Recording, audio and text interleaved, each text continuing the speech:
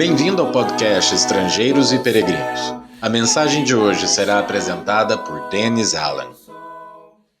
Nem mesmo Jesus consegue. Será? Jairo era um dos chefes de uma sinagoga. Enquanto muitos de seus colegas, outros líderes dos judeus, faziam de tudo para desacreditar o trabalho e a mensagem de Cristo, este homem viu as evidências inegáveis apresentadas pelo homem que passava pela Galileia, ensinando e curando.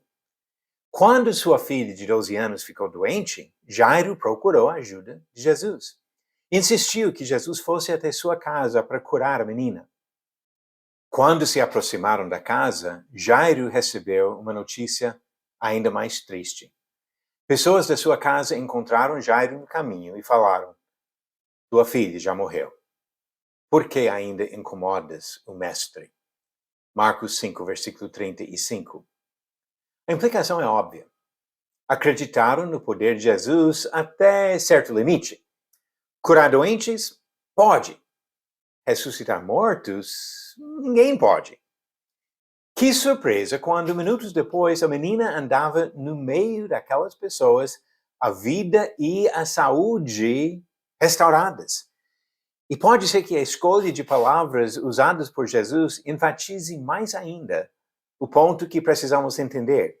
Quando Jesus realizou o milagre, ele disse: "Menina, eu te mando, levanta-te." Ela se levantou porque Jesus mandou. Essas palavras dele em Marcos 5, versículo 41. O mesmo Jesus que usou sua palavra para criar o universo, conforme diz João capítulo 1, que sustenta a mesma criação com sua palavra poderosa, Hebreus 1, versículo 3, mandou uma menina morta a levantar. E ela obedeceu. Em outra ocasião, um homem pediu ajuda para seu filho. Vendo que os discípulos de Cristo não conseguiram, o homem chegou a Jesus e disse: "Se tu podes alguma coisa, tem compaixão de nós e ajuda-nos." Marcos 9, versículo 22. Jesus respondeu: "Se podes, tudo é possível ao que crê." Marcos 9, versículo 23. Hoje em dia, nós precisamos da fé que permite Jesus agir em nossas vidas. A preocupação não é apenas vencer uma doença, nem mesmo a ressurreição de um corpo morto. Independente da nossa saúde física, todos precisamos do poder de Jesus para vencer o pecado e a tentação. Especialmente nesta questão que tendemos a duvidar ou até negar o poder de Jesus. É triste, mas frequente, ouvir a voz de desistência de uma pessoa que conclui que não há solução. Às vezes é uma pessoa viciada em álcool ou outras drogas que decide não lutar para se livrar do vício, concluindo que nem Jesus teria poder para ajudar nesta batalha. Em outras situações, a esperança perdida é de uma pessoa que sabe que Deus não aprova seus relacionamentos amorosos por não estarem de acordo com seu plano de casamento, revelado desde o início da história, como Jesus mesmo explicou em Marcos capítulo 10. A pessoa conclui que seus sentimentos e paixões são tão fortes que nem mesmo Jesus daria condições de vencer o pecado. Vencida pela tentação, a pessoa se entrega ao pecado. Eu vi uma vez o relato da conversão na prisão de um dos piores assassinos da época. O homem que cruelmente matou uma série de pessoas. Outra pessoa, ouvindo o mesmo relato, disse: "Não acredito que uma pessoa destas pode ser salva depois de tudo que fez." Na mente da pessoa que fez esse comentário, o problema foi o tamanho do crime. Pois a nossa tendência é de julgar alguns pecados como bem piores que outros. O homem sábio, que conhecia bem as Escrituras, corrigiu este pensamento errado.